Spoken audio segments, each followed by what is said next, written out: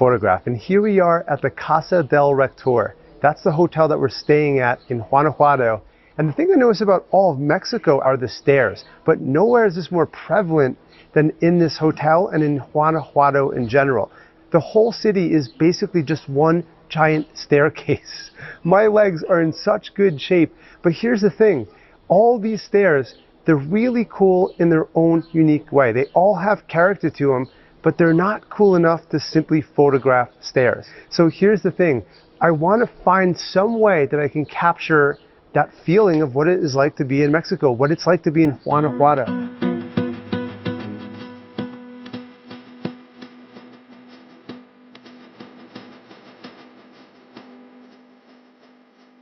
The beauty of using the iPhone is that we have all these third-party apps. We basically have at our fingertips the opportunity to completely transform our camera into a completely different tool. Check this out. I'm going to swipe down from the middle here, and I'm going to type in MIR, and that's the first few letters for one of my favorite apps, Mirror Art.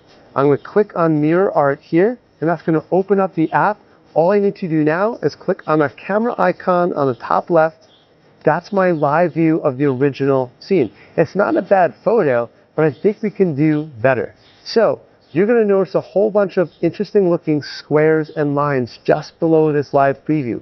Each one of these is what's called a mirror projection.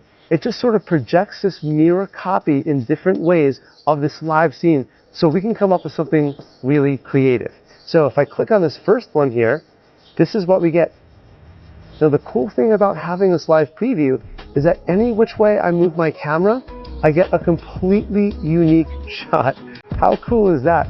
If I pan up and then I pan down, look how interesting I can make every single movement look. Now this is a relatively simple projection, right? It's just basically a perfect copy right down the middle. Whatever's on the left is on the right hand side. It works, but the cool thing about this app is that we can do a whole lot more. So let's just take a look what we can do by sliding a little bit to the left here, all the way along the bottom here, and start getting to some of these more really interesting and unique projections. I'm going to keep on sliding. There's a whole lot of them here. And take a look at this one here. This might work. How cool is this? There's multiple small boxes and we have diagonals going on. We're getting some really complex projections here.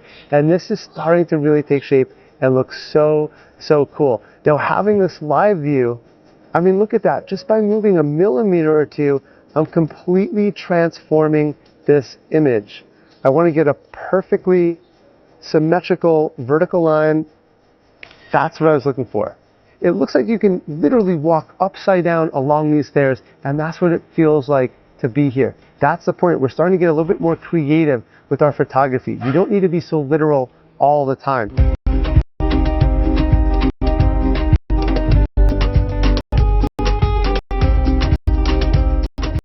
As cool as that live view is, we were stuck with our live view at 1x the entire time. The app doesn't allow us to change our lenses.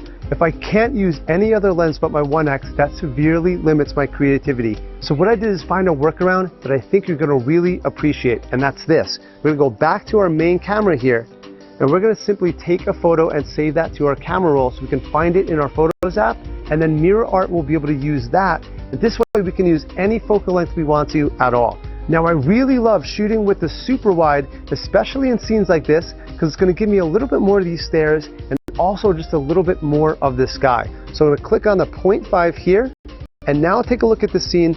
I'm going to see if I can get almost perfectly level here with these stairs so that they're not distorted like this or like this. I want them perfectly straight on. There we go, right about here. That's going to be perfect. So now that I captured this photo, when I open up Mirror Art, instead of clicking on that live view icon all the way on the top left, I'm going to go ahead and click on that icon immediately to the right of that, and that's going to bring up my photo gallery. Now my photo gallery, I'm simply going to click on the very first image on the top left here. That's the last image that I took, and here we have that image. I don't have to hold my hand up the entire time anymore. I can just work with the single image, but this is how I can use the 0.5, the ultra wide angle, and get something even more unique. So now that we have this image loaded up here, I'm going to click on that same projection icon that we did earlier, all the way on the bottom left. And now I have the options of choosing all those projections. Now I know that the ones I like the most were all the way to the right-hand side. So I'm going to swipe all the way through here and keep on swiping until I see those really interesting projections all the way at the end. Now let's click on the very last one here and let's see what happens.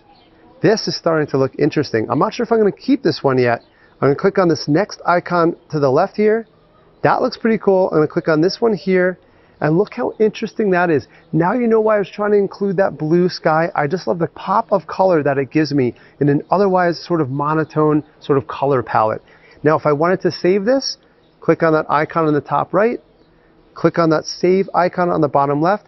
It'll say save success. That's how we know it worked. And then I can click done here and then keep on moving. Now if I wanted to adjust it slightly, I could drag literally anywhere in this image and it will completely transform it just like that. This gets me every single time because I can take any scene at all and I could just spend hours literally clicking through these projections and moving them around with my finger to get hundreds and hundreds of unique shots from literally just a single staircase.